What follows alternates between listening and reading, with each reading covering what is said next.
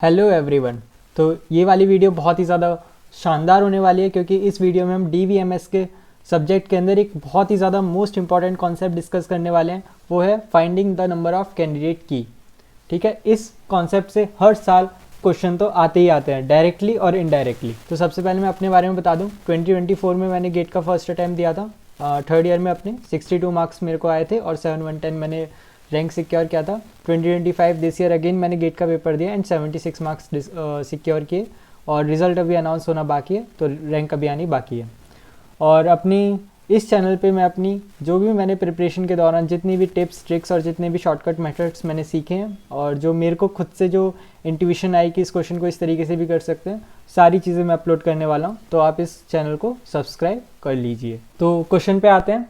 Question क्या है हमारे पास कि कंसिडर अ रिलेशन स्कीमा में गिवन है जिसमें एट्रीब्यूट्स हमारे क्या क्या हैं, ए बी सी डी ई, और हमें एफ डी सेट गिवन है। सारे के सारे क्वेश्चंस आपके इसी तरीके से होते हैं कि आपको एफ डी सेट गिवन होता है और कैंडिडेट्स की के बारे में पूछा जा सकता है। लाइक कि नंबर ऑफ कैंडिडेट की पूछ सकते हैं या फिर आपको 4 ऑप्शन दे देंगे और पूछेंगे इनमें से कैंडिडेट की कौन सी है। तो इस तरीके के क्वेश्चन को किस तरीके से अप्रोच करना चाहिए। तो इसमें देखो, सबसे पहले जो आपकी एक शानदार सी ट्रिक है जो मेरी भी ऑब्जर्वेशन है कि हमेशा ही काम करती है, वो ये है कि सबसे पहले हम एक कैंडिडेट की फाइंड आउट करते हैं। फाइंड फर्स्ट कैंडिडेट की। राइटिंग को थोड़ी अभी इग्नोर करना, धीरे धीरे लिखते लिखते मुझे आदत हो जाएगी, राइटिंग भी अच्छी हो जाएगी। तो इसमें देखो हम क्या करते हैं। सबसे पहले आप सारे के सारे एट्रीब्यूट्स लिख दो, ए बी सी डी ई, ये 5 एट्रीब्यूट हैं, और अपने सारे के सारे एफ डी लिख दो। ए से बी सी, बी से डी एंड सी डी से ई और ई से ए। अब देखो ए, ये एफ डी सेट में जितने भी राइट हैंड साइड में हैं उनको यहाँ से कट कर दो।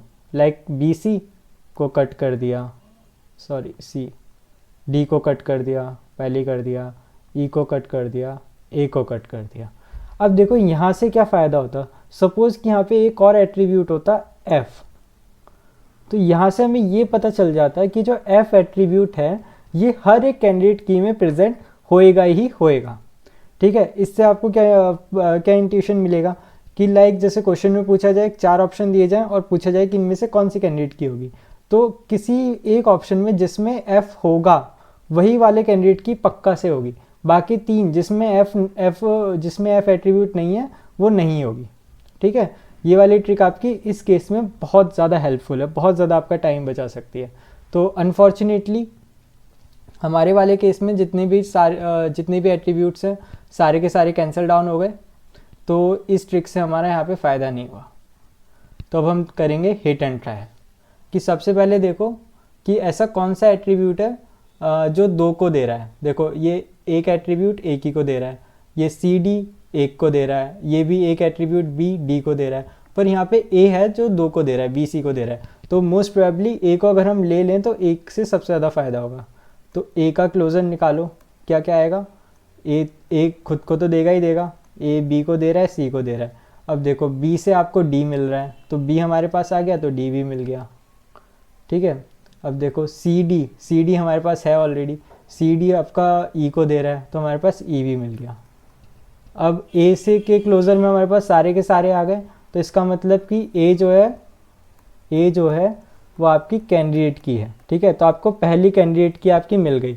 इसका मतलब जो हमारा स्टेप 1 था कि फाइंड फर्स्ट कैंडिडेट की, वो आपका कंप्लीट हो गया। ठीक है, तो अब देखो यहाँ पे हम एक कॉलम बना देते हैं प्राइम एट्रीब्यूट का। प्राइम एट्रीब्यूट हमारे पास क्या आ गया, ए। प्राइम एट्रीब्यूट आपको पता होगा, all the attributes which are present in any candidate key is known as prime attribute. Non prime attribute क्या होते हैं, attributes which are not prime are known as non prime attribute. अब step 2, अब देखो important है, ध्यान से देखना, एक एक करके सारे प्राइम एट्रीब्यूट्स को उठाते रहो। ठीक है, सबसे पहला प्राइम एट्रीब्यूट क्या है, ए, तो ए को उठा के रख दिया हमने यहाँ पे। अब देखो ऐसी कौन सी एफडी सेट है जिसमें राइट हैंड साइड पर ए है। ठीक है, तो देखो इसमें राइट हैंड साइड पर ए नहीं है, इसमें ए नहीं है, इसमें ए नहीं है, इसमें ए है, राइट हैंड साइड पे इसमें ए है, तो ये वाला एफडी सेट आ गया, ये वाली एफडी आ गई, सॉरी, ई से ए। इसका मतलब कि हमारे पास देखो ए के क्लोजर में सारे के सारे आ रहे हैं, ठीक है, और ई के क्लोजर में आपका ए आ रहा है, इसका मतलब ई के क्लोजर में भी सारे के सारे आएंगे। चेक करके देख लो, ई को क्लोजर लिया तो सबसे पहले ई आएगा, फिर ए आएगा, फिर ए के क्लोजर में तो सारे के सारे थे ही, तो बी सी डी, तो यहाँ से आ गया आपका E is also a candidate की, तो दूसरी कैंडिडेट की मिल गई। प्राइम एट्रीब्यूट आपका एक और जुड़ गया, वो है ई। अब और कोई है, कोई एफडी है जिसमें आरएचएस में ए हो? नहीं है, तो आपका ये जो ए का काम खत्म हो गया। अब नेक्स्ट प्राइम एट्रीब्यूट को देखो, क्या है? ई। तो अब देखना है ई। अब देखो कौन सा, अब सिमिलरली कौन सा एफडी है जिसमें राइट हैंड साइड में ई है? इसमें ई नहीं है, इसमें ई नहीं है, इसमें है ई, ये देखो इसमें ई है, तो सी डी से ई। इसका मतलब कि अगर हम सी डी का कंबाइंड क्लोजर लें तो सी डी के क्लोजर में आएगा ई, और ई के क्लोजर में पूरा का पूरा आ रहा था, तो मतलब सी डी के क्लोजर में भी सब कुछ आ जाएगा, A B C D, A B C D E. तो इसका मतलब सी डी भी कैंडिडेट की है? नहीं, देखो यहाँ पर ये सिंपल थी, एक एट्रीब्यूट था, तो हमने उसको डायरेक्टली कैंडिडेट की बोल दिया, पर यहाँ पर देखो यहाँ पे दो एट्रीब्यूट है, दो एट्रीब्यूट वाला ज़रूरी नहीं है कैंडिडेट की हो सकता है भी कि वो सुपर की भी हो सकता है। तो हमने इसको इसके सबसेट को चेक करना है। इसका सबसेट क्या आएगा? एक डी आएगा और एक सी आएगा। अगर इन दोनों में से कोई भी एक कैंडिडेट की हो गया तो वो कैंडिडेट की होगा, और अगर इन दोनों में से कोई भी कैंडिडेट की नहीं हुआ तो सी डी कैंडिडेट की होगा। समझ में आ रहा है? ध्यान से सुनना, सी डी में से कोई भी एक कैंडिडेट की हो गया तो वो कैंडिडेट की हो जाएगा, और अगर सी डी में से कोई भी कैंडिडेट की नहीं होगा तो सी डी कंबाइंड कैंडिडेट की होगा। अंडरस्टूड? सी का क्लोजर को देखा हमने, सी के क्लोजर में देखो सबसे पहले क्या आएगा? सी, फिर सी के क्लोजर में और क्या? और कुछ भी नहीं आ रहा, इसका मतलब सी तो कैंडिडेट की नहीं है। डी के क्लोजर में देखो सबसे पहले क्या आएगा? डी, और कुछ डी के क्लोजर में और कुछ नहीं है, इसका मतलब डी भी कैंडिडेट की नहीं है। इसका मतलब एक और कैंडिडेट की हमें मिल गई, वो है सी डी। ठीक है, तो दो एट्रीब्यूट हमारे पास और आ गए, सी और डी। अब देखो हमारे पास तीन कैंडिडेट की आ गई। अब और कोई है एफडी जिसमें आरएचएस में ई हो? नहीं है, इसके अलावा और कोई नहीं है। फिर सी को देखो, थोड़ा मैं यहीं पे नीचे सॉल्व कर देता हूँ। अब देखो सी को देखो, सी कौन सी एफडी है जिसमें आरएचएस में सी है? ये पहली वाली एफडी है जिसमें आरएचएस में बी और सी दोनों है, इसका मतलब सी भी मिल जाएगा आरएचएस में, तो ए से सी। तो इसके बाद में सी किससे आ रहा है? यहाँ पे साइड में मैं लिख देता हूँ, इसको अच्छे से देखना, ठीक है? अब देखो सी किससे आ रहा है? ए से, ठीक है? अब देखो इसका मतलब ए कैंडिडेट की होनी चाहिए, पर ए जो है वो ऑलरेडी आपकी कैंडिडेट की है, तो ये क्या हो गया? ऑलरेडी। ठीक है, तो आपका सी का भी काम खत्म हो गया। फिर देखो फिर क्या है? डी। अब डी देखो, डी किस में है? बी गिव्स डी है ओनली, ठीक है?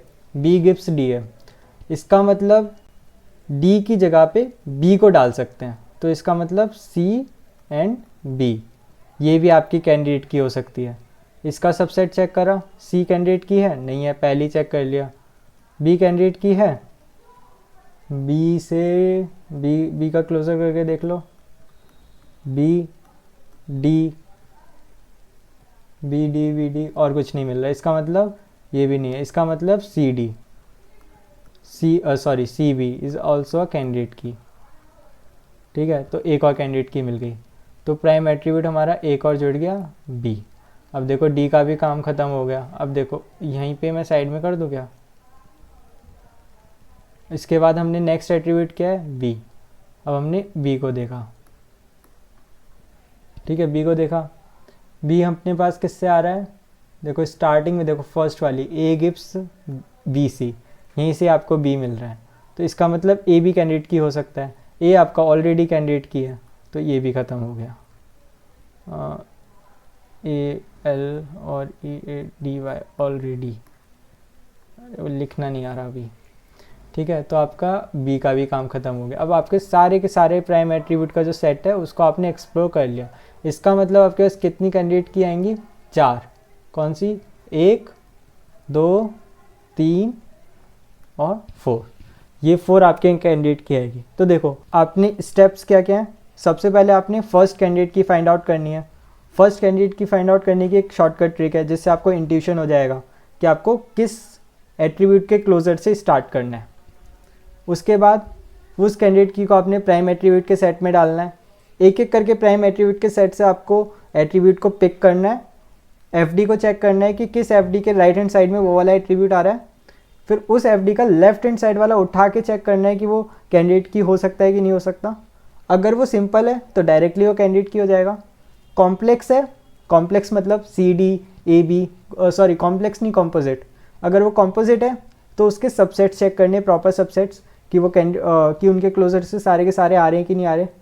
अगर उनके सबसेट से सारे के सारे आ रहे हैं तो वो कैंडिडेट की हैं, सारे के सारे नहीं आ रहे हैं तो जो हमने पेरेंट वाला था वो कैंडिडेट की है।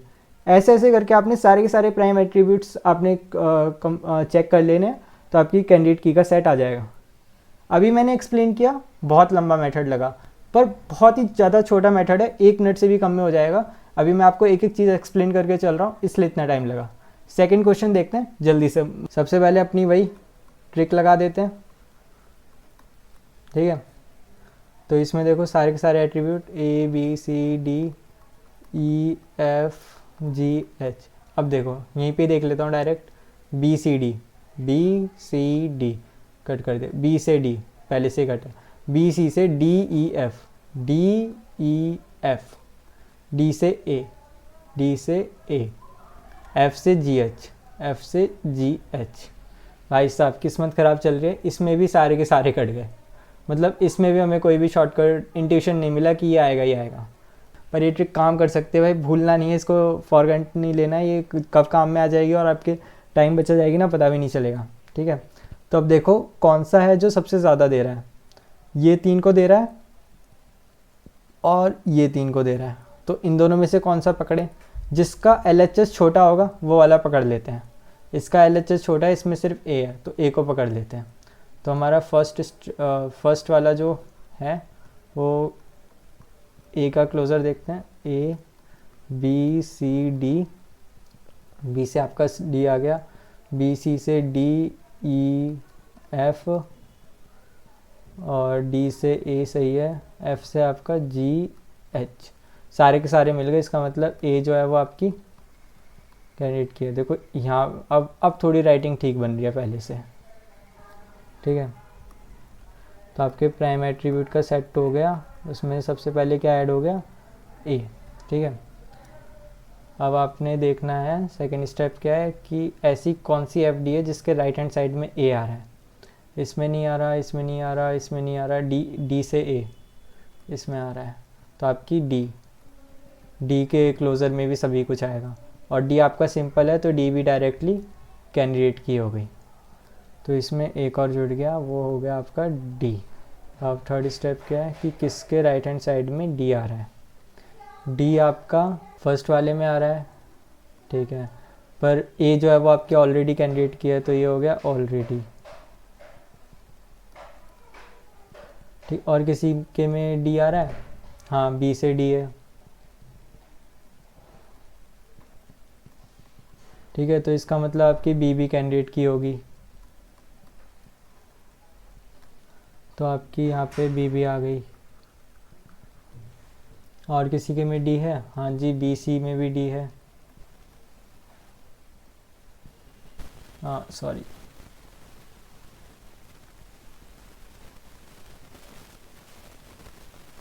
बी सी से डी, ठीक है। पर इसका देखो, इसका जो सबसेट है बी वो ऑलरेडी है, ये कॉन्सेप्ट समझ रहे हो। इसका सबसेट क्या है, बी, जो कि ऑलरेडी है, तो ये भी कट गया। और किसी के में है डी और किसी के में नहीं है, इसका मतलब डी की भी आपकी कहानी ख़त्म। अब एक्सप्लोर किसको करना है, बी को, ठीक है। तो फोर्थ वाला आ गया बी। अब देखो बी किस किस के में, पहले में ए में है, ऑलरेडी है, फिर और किसके में है, बी राइट में,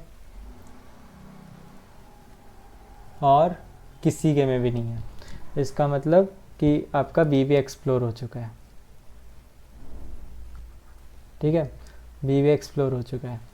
तो इसमें आपने प्राइम एट्रीब्यूट अपने सारे ख़त्म हो गए। इसका मतलब आपकी कैंडिडेट की का सेट कितना आया, एक आई ए, एक आई डी और एक आई बी। इसका मतलब आपकी 3 कैंडिडेट की आई, तो 3 इज़ योर आंसर, ठीक है। ये मेथड है, देखो कितनी आसानी से हो गया। मैं बिना बोले करूँ तो और भी जल्दी हो जाएगा, ठीक है। 4-5 क्वेश्चन आप प्रैक्टिस करोगे तो आप इस मेथड में मास्टर हो जाओगे। समझ में नहीं आया तो वीडियो को रिपीट कर देखना, बहुत ही अच्छे से समझाया है। और कोई भी कन्फ्यूज़न, कोई भी डाउट हो तो कमेंट सेक्शन में मेंशन कर देना। और किसी और सब्जेक्ट से रिलेटेड, किसी और टॉपिक से रिलेटेड अगर कोई भी ट्रिक्स वगैरह चाहिए हो वो भी मेंशन कर देना, मेरे पास उसकी ट्रिक होगी, मैं डेफिनेटली उस पर भी वीडियो बना दूंगा। सो अपना ये टॉपिक कंप्लीट हो चुका है। यही था हमारा मास्टर मेथड। वो ट्रिक बहुत इंपॉर्टेंट है, ध्यान रखने ना। अनफॉर्चुनेटली हमने जो क्वेश्चंस लिए उसमें वो ट्रिक यूज़ नहीं हो पाई, पर वो trick most of the time use होती ही होती है, ठीक है। तो thank you so much for watching this video, और चैनल को सब्सक्राइब कर देना। Take care, bye bye.